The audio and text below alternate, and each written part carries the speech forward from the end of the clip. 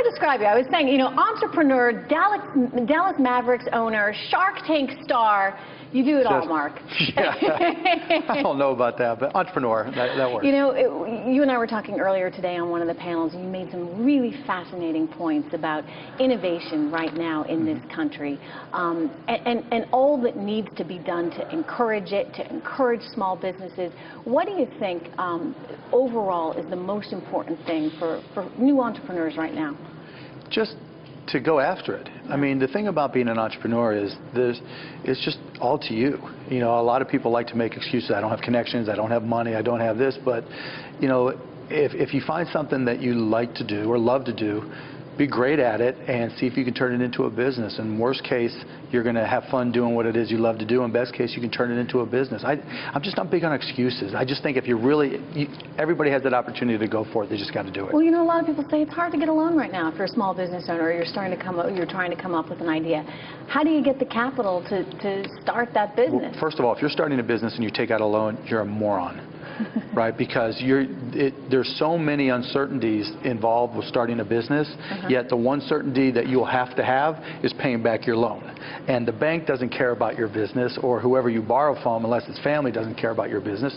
You know, and so it's just a complete conflict. So what should a small business entrepreneur 99% of small businesses you can start with next to no capital. It's more about effort. You know, small businesses don't fail for lack of capital. They fail for lack of brains. They fail for lack of effort.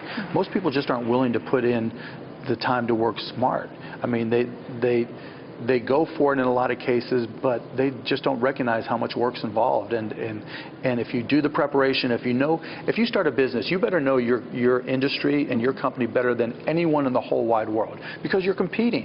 And to think that whoever it is you're competing with is just going to let you come in and take their business, obviously that's naive. And I think most people don't recognize that.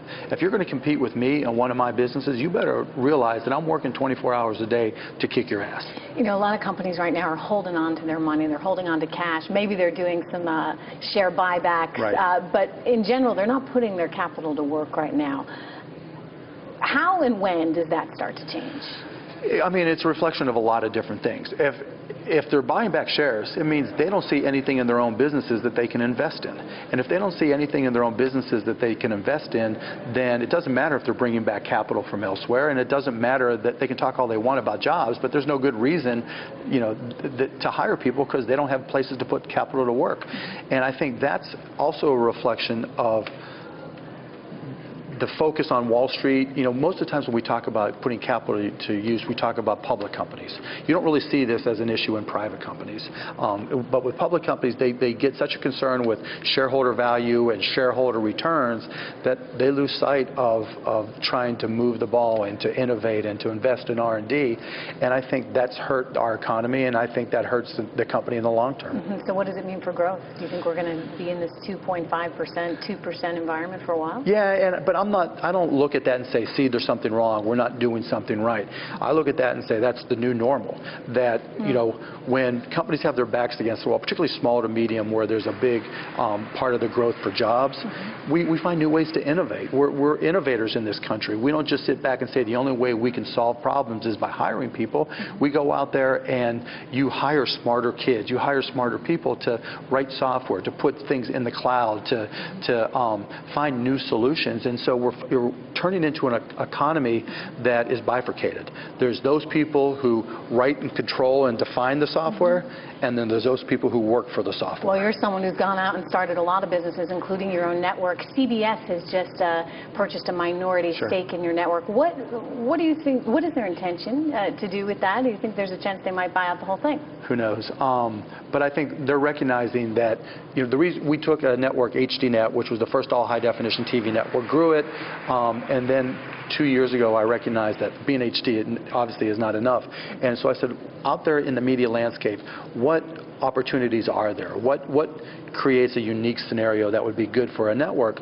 And if you look at what's happening with social media, in particular real-time social media, it's very obvious, and you guys know as well as anybody, real-time social media drives real-time viewing on TV, and live events on TV drive social media. It's a very symbiotic relationship. And so with Access TV, we had been doing live events as HDNet, and we just amplified that. So we, from concerts all over the globe to live interview shows to live, fights, whatever type of event that we can do live, we want to do. Live is what people will tune in for? Live is what differentiates television from the internet. The internet was designed for everything but video, and television is designed specifically to deliver video, and that's a huge differentiation. And how does the internet fit? I mean, when you think about content now being so much on demand, live obviously different because you have to tune in specifically for an event. Right. But, when Gangnam Style video, right. 1 billion people watch it. You couldn't find any two people who watched it and talked about it at the same time. It's just completely different. By the time you watch it on YouTube, you've already missed it. You've missed the conversation. YouTube's not about conversation. On demand is not about conversation. It's about catching up. It's about killing time and vegetating, watching a show all day long. Whereas watching this live, hopefully there's people online talking about, Cuban's an idiot, or Cuban's smart, or whatever. Trish knows her stuff, or whatever it may be. But that's a holistic conversation that happens in real time that creates a unique experience.